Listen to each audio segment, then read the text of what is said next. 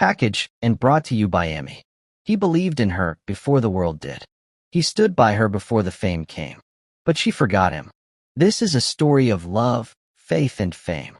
Hello, everyone. Before we go further into this amazing story, please do not forget to subscribe, like, comment, and turn on your notifications so you won't have to miss any of my breathtaking stories.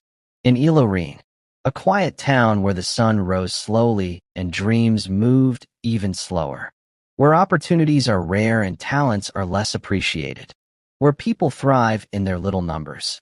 You can easily tell about the outcome of a rising talent in as much as it resides in the city. Dayo was just 22. No flashy car, no inheritance, no rich uncle. But he had a vision, not for himself, but for her, Teni.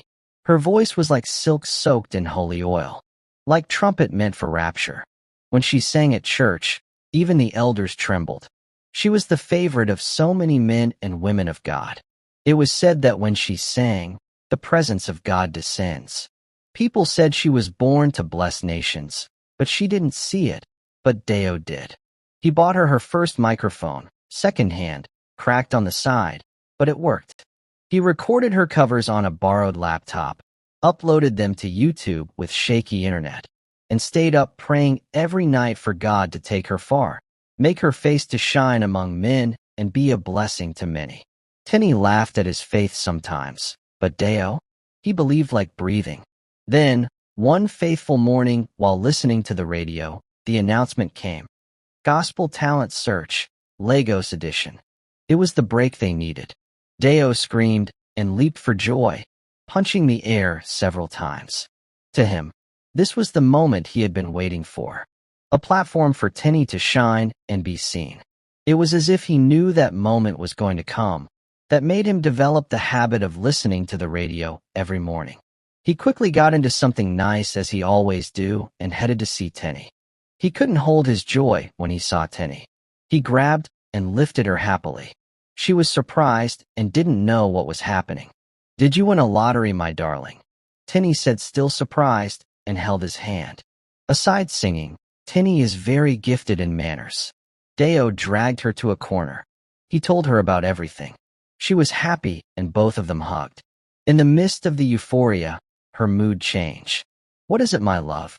Why did sudden change of mood?" Dayo inquired. "Do you have an idea of how much the registration would cost? That might be a problem, you know."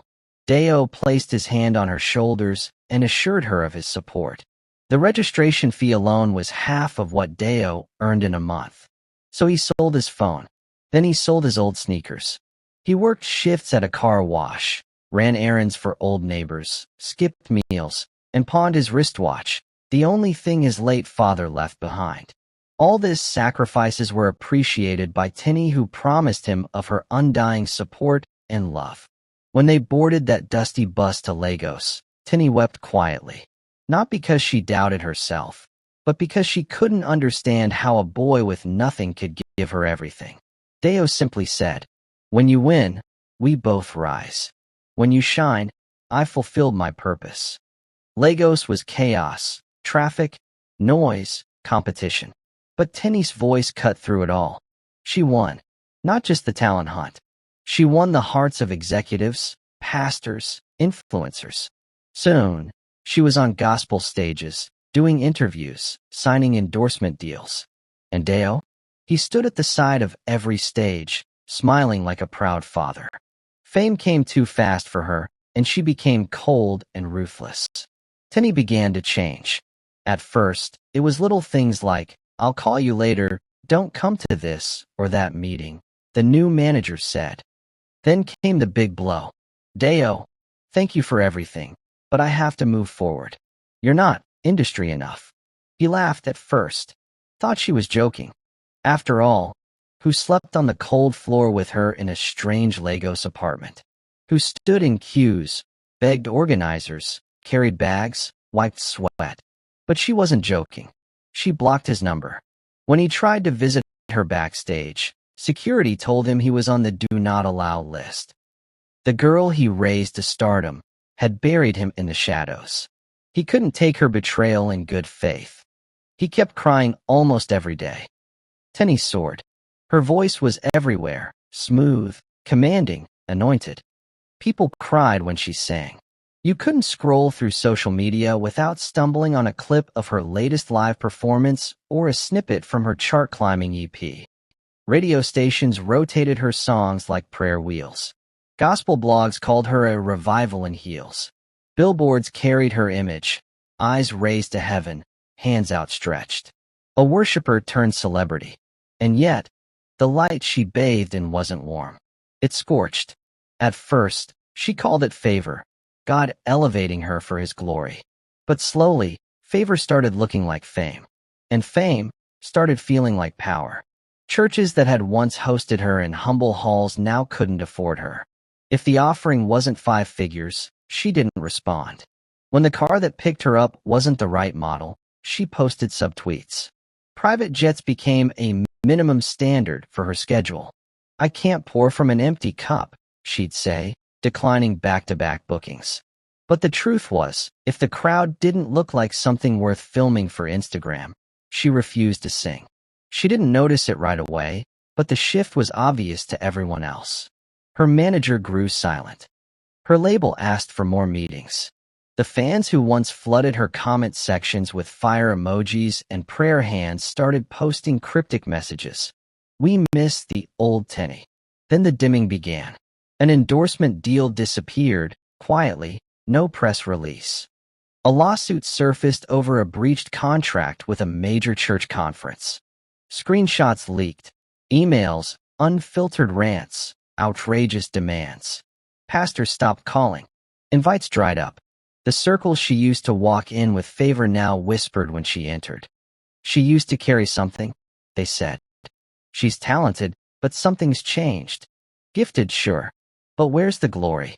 Still, she had her followers. She went live on Instagram, makeup flawless, voice still golden. But the comments weren't what they used to be. Why'd you sell out? We miss your heart, not just your voice. What happened to you? She logged off. Later that night, she lit a candle and sat at her keyboard. Just her and the silence. She played a chord, then another. Then she sang. Softly at first, broken, searching. It wasn't for an audience this time. No cameras. No set list. Just a desperate cry to the heaven she once knew. But heaven didn't respond. No weight. No shift in the atmosphere. No tears. No fire. Just silence. Because heaven doesn't endorse ego. And the throne of God has never been impressed by talent offered on the altar of pride. And Teni, once so full of light, now sat in the shadows, finally realizing the difference between being gifted and being graced. Teni sat alone in her hotel room. The lights were off. Only her laptop screen was on, glowing softly in the dark. Her phone was beside her. It hadn't buzzed all day. No calls. No messages. She stared at the screen, feeling empty. Everything felt quiet. Too quiet. Then one name came to her mind. Dayo. It had been a long time since she spoke to him. Years, maybe. But now, when everything felt like it was falling apart, she thought of him. She searched for his number in her phone. It was disconnected. She opened old chats. Sent messages to old friends who used to know him. No one replied. Then, hours later, someone finally sent her a message. He's back in Ilorin. He works with a church now. Helps teenagers record songs. He said he's done chasing fame. Teni stared at the message for a while. Then she packed her bag and bought a bus ticket. Ilorin looked the same. The streets still smelled like rain and roasted corn. Motorbikes sped past.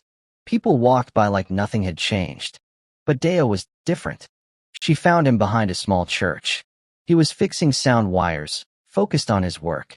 His shirt was old and faded. But his smile, it was the same one she remembered. He saw her. He didn't move. He just watched her come closer. Teni walked up slowly. Dayo, I'm sorry, she said. I need help. I was wrong. The wind blew gently. A child laughed nearby. Someone was cooking jollof rice close by. Dayo didn't speak at first. He just looked at her. For a long time. Then, finally, he smiled. I don't hate you, Dayo said softly. His voice was calm, but something in it felt heavy. The afternoon light came through the colorful windows, casting soft shapes on the floor. I just realized, he continued, looking toward the stage, I was never your destination. I was the bridge. Teni's eyes filled with tears. She didn't know what to say. Her heart ached. But I was blind, she whispered. You gave me everything. Dayo looked at her then. Not angry. Not sad. Just honest. He pointed at the stage. A teenage girl stood there, rehearsing. Her voice wasn't perfect, but it was full of heart. And now, Dayo said, I give them everything. I help build voices, not brands. Teni felt like the air had been knocked out of her. She remembered the way he used to look at her, the way he used to believe in her, even when she didn't believe in herself.